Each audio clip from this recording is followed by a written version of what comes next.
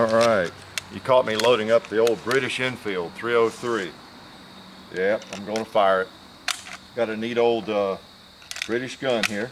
It's actually a number 4 Mark II F model Enfield. I know there were a lot of these made, different models, different numbers. Again, I'm not an expert in these, but it is one of the common military rifles in history, and it is a nice rifle. They're rather fun to shoot, so I picked this one up 10-15 years ago.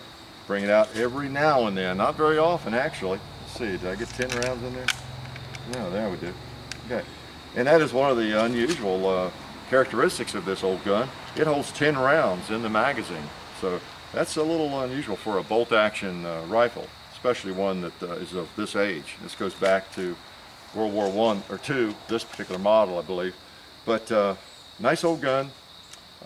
These I believe are considered to be one of the premier bolt guns in history in terms of the firepower, reliability, ability to shoot it fairly rapidly.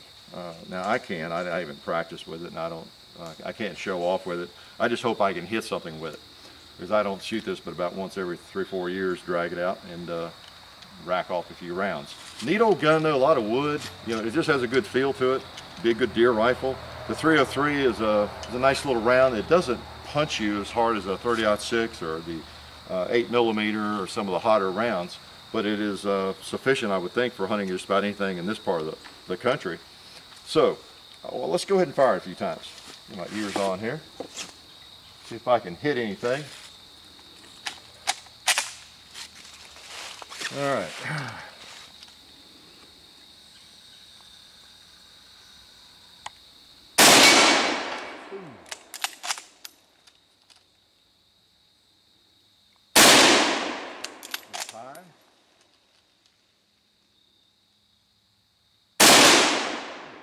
Nice.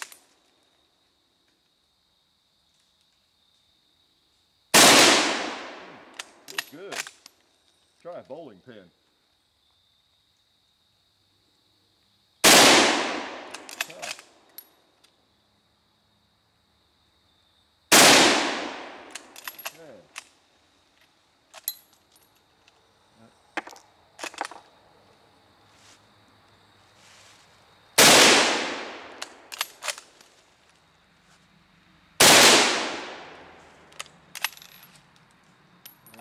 One more.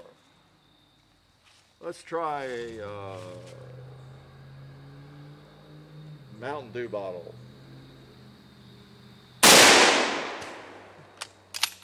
Last round. Oh, nice. So we might get a little close-up of it there, maybe, Mr. Cameraman. That's a pretty nice old rifle. Interesting action and bolt. Quite different design from the Mauser and more, I don't know, common bolt actions. This one, if you've never fired one of these, it's an interesting bolt. As you're going into battery, the last, whatever inch there, so you notice it's spring loaded. And when you come up, it automatically comes out. And part of that design is what's supposed to make it so fast to operate. You know, I've seen people, I haven't practiced it, but you fire this thing, keeping it up here on your cheek, you know, bam, bam, you know. You can really rack off rounds with it if you practice that. And I think the British trained the soldiers to do that very thing. So let's put a few more rounds in here, try it again. Actually, it's a pretty good sight. I'm fairly impressed with it. I forget what a nice gun this is. Need to get it out more often. It's actually fun to shoot. Easy to load. I don't have any clips for it. Not sure I've seen any, and it doesn't really matter to me. I don't like to use those that much anyway. Let's take a few shots here a little closer and blow up some bottles and things.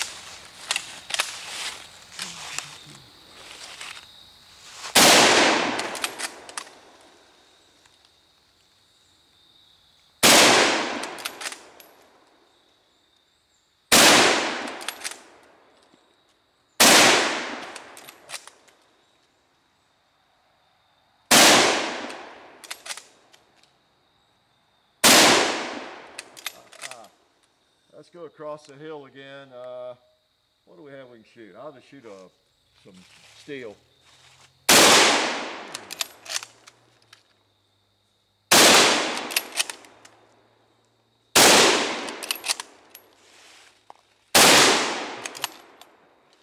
That's pretty nice. I was trying to get a little speed there. I can see if you worked with this, you could rack off 10 rounds pretty quickly. It's pretty nice. All right.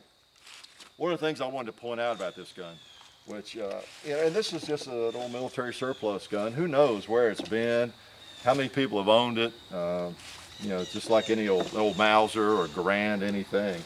But one of the things that has always impressed me in kind of a weird sort of way, I'm going to go ahead and put the bayonet on. In fact, because you never know when we'll need it. Let me put that on my toe, bolts back. You might get this baby on there correctly.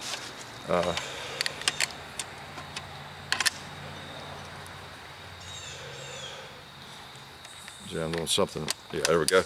All right, click it on there. Oh, wow. Again, you know, what's a military rifle without a bayonet? Again, this would make a nice deer rifle. You know, you got everything you need. You got your knife, you got your gun all in one piece. But what I was going to say there is the serial number on the receiver matches the serial number on the bottom of the magazine. You know, I would not be surprised a gun this old if the magazine had been lost or replaced, even though it's not necessarily easily detachable, but that's the original magazine.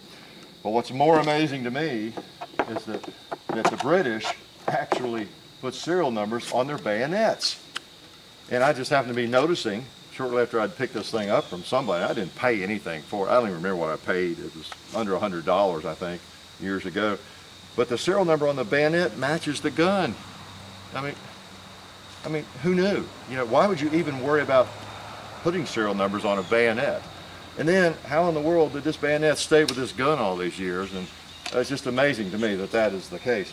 Not only that, but the sheath on the bayonet is serial numbered as well, and it matches. So the serial number on the sheath of the bayonet and the bayonet, the gun, the receiver, and the magazine all matches. Now that may be very common. Again, I'm just not an expert in these old guns, but that's pretty surprising to me. First of all, they'd even put a serial number on the bayonet, and then it would be the one that came with the gun. So anyway, kind of interesting little tidbit there, I think. Nice old gun. I think I'll shoot this more often in the future. I forget how much I like this gun. The sight is pretty clear. It's a ghost ring sight, and then you can raise it up and almost looks like a vernier sight you'd put on a Sharps rifle. So you could launch rounds out there at several hundred yards if you wanted to and play with that baby. Safety right there. Pull it back, push it forward.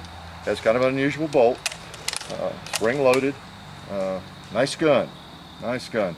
The only problem with this gun is it didn't want to function. I don't know, I guess for about a period of a year. I wasn't sure what the problem was. We finally realized in one of my large gun safes, I had my Mauser and this gun in there, the only long guns I had in that particular safe. And I think it was just that kind of that German-British thing. And neither one of the guns wanted to function very well for a long time. I don't know, they were embroiled in a battle, I guess. And once I separated them and I got this gun out of that safe and all my American battle rifles and military rifles into the other safe, away from the German Mauser, then everything was okay. So who knew? Who knew? So let's just take a couple more shots. We're not going to belabor the point. These old guns are kind of neat. I'm not an expert in them. I just know enough to be dangerous.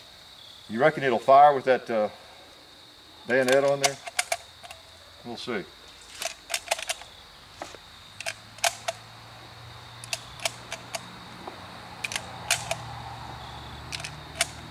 Yeah, that's enough.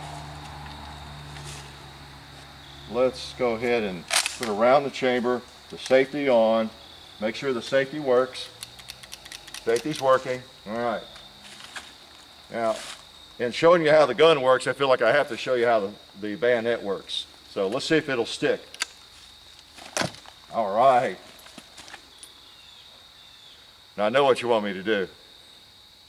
Think I'll do it? Let's do it. Let's see what happens. Let's put a round in. I had one in, didn't I? Okay. All right. If I get pumpkin all over my face, it's your fault.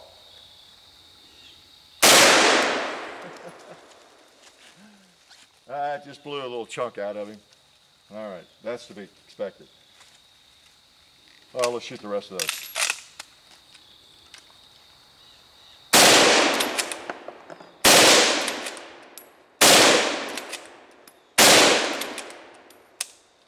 All right.